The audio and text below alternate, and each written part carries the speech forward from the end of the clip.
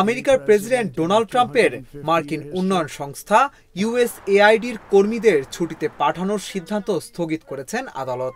American foreign service association ও federation on government এমপ্লয়িজের জরুরি আবেদনে এই সিদ্ধান্ত নেওয়া হয়। ভারতীয় সংবাদ মাধ্যম এনডিটিভির প্রতিবেদনে এ তথ্য জানানো হয়।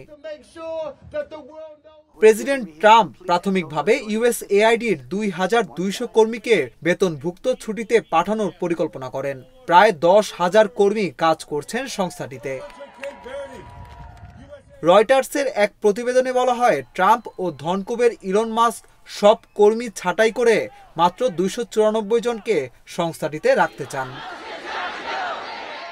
মামলা দায়ের করা ইউনিয়ন দুটির অভিযোগ, মার্কিন সংবিধান এবং ফেডারেল আইন লঙ্ঘন করছেন ট্রাম্প।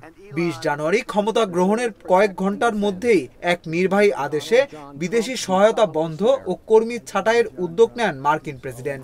এরপরই বন্ধ হয়ে যায় ইউএসএআইডির সকল কার্যক্রম।